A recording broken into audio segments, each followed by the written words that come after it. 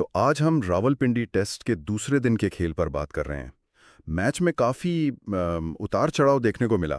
جی بالکل، اور اس کے ساتھ ساتھ ہانگ کانگ سپر سکسز کے لیے جو پاکستانی اسکواڈ اناؤنس ہوا ہے اس پر بھی ایک نظر ڈالیں گے۔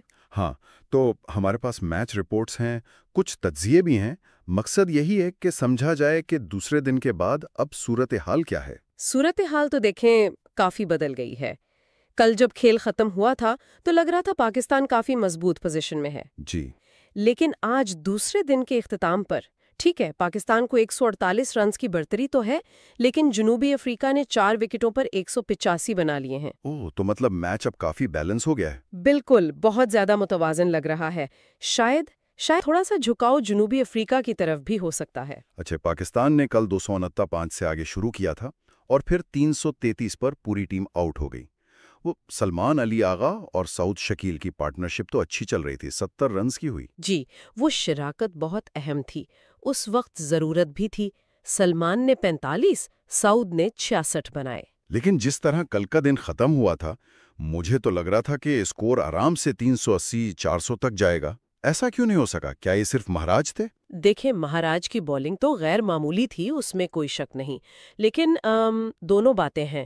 سلمان اور سعود نے اچھی بنیاد رکھی، ہاں، مگر ان کے آؤٹ ہونے کے بعد، خاص طور پر سعود کے جانے کے بعد، بیٹنگ لائن وہ بالکل بکھر سی گئی۔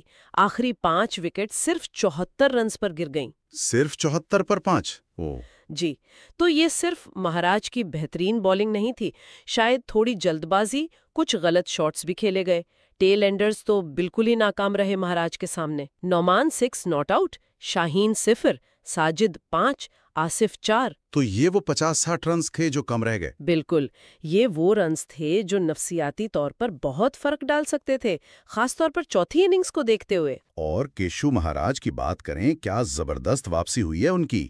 7 وکٹیں، پاکستان کے خلاف ان کی کیریئر بیسٹ بولنگ۔ جی ہاں، اور پاکستان کے خلاف پہلا 5 وکٹ ہال بھی ہے۔ جنوبی افریقہ انہیں لایا ہی اسی لیے تھا کہ وہ سپن کو کاؤنٹر کر سکیں۔ صحیح۔ وہ ان کے واحد تجربہ کار سپنر ہیں، 200 سے زیادہ ٹیسٹ وکٹس ہیں، اور آج ان کا تجربہ، ان کنڈیشنز میں ان کی مہارت، وہ بالکل صاف نظر آئی۔ انہوں نے صرف وکٹیں نہیں لیں، رنز بھی روکے رکھیں۔ بالکل، رنز کی رفتار کو کنٹرول کیا جس سے دباؤ بڑھتا گیا۔ صرف ٹرن نہیں بلکہ فلائٹ، رفتار میں ہلکی سی تبدیلی وہ کمال کی تھی۔ تو اب سارا دار و مدار تیسرے دن پر آ گیا ہے، خاص طور پر پہلا سیشن۔ کیا لگتا ہے پاکستان کے لیے کیا اہم ہوگا کل صبح؟ پہلا گھنٹہ، پہلا سیشن بہت اہم ہے۔ ٹرسٹن سٹبز 54 پر کھیل رہے ہیں اور وہ خطرناک ثابت ہو سکتے ہیں۔ ہاں، وہ سیٹ لگ رہا ہے۔ جی، پاکستان کو ان کی وکٹ جلد از جلد لینی ہوگی۔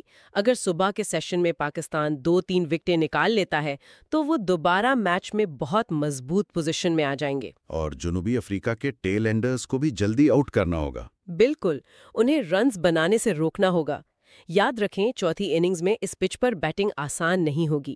اگر پاکستان 50-60 رنز کی بھی لیڈ لے لیتا ہے آخر میں، وہ بہت اہم ثابت ہوگی۔ اور ایک دلچسپ بات یہ بھی ہے کہ 2010 کے بعد سے ان دونوں ٹیموں کے درمیان کوئی ٹیسٹ ڈرا نہیں ہوا، نتیجہ ضرور نکلا ہے۔ جی ہاں، یہ اعداد و شمار بتاتے ہیں کہ یہ ٹیمیں نتیجہ خیز کرکٹ کھیلتی ہیں۔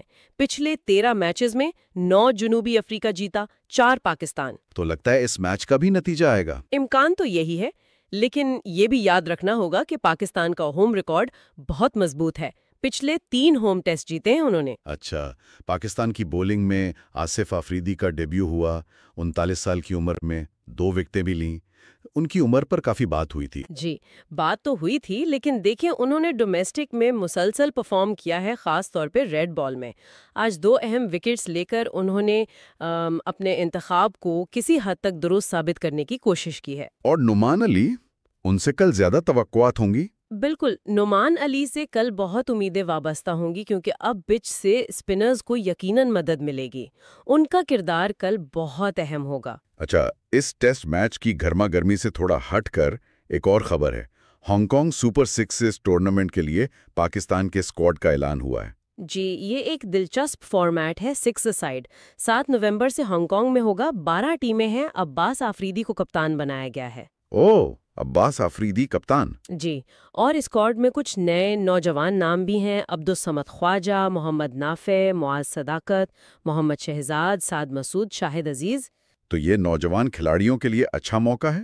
بالکل، یہ ان کے لیے ایک اچھا پلیٹ فارم ہو سکتا ہے اپنی صلاحیتیں دکھانے کا۔ پاکستان کا ماضی میں اس فارمیٹ میں ریکارڈ بھی اچھا رہا ہے۔ کہ کیا وہ 2010 سے چلی آ رہی روایت برقرار رہے گی، یعنی میچ کا نتیجہ نکلے گا؟ اور کیا پاکستانی اسپنرز، خاص طور پر نعمان علی، کل صبح حاوی ہو پائیں گے، یا اسٹبس کی قیادت میں جنوبی افریقی بلے باز مزید مزاحمت کریں گے؟ اور ساتھ ہی یہ بھی سوچنے کی بات ہے کہ یہ جو سپر سکس جیسے ٹورنامنٹس ہیں، کیا ان میں نئے لڑکوں کو بھیجنا مستقبل میں پاکستان کے لیے واقعی نیا ٹیلنٹ سامنے لانے میں مددگار ثابت ہوگا؟ جی، یہ دیکھنے والی بات ہوگی۔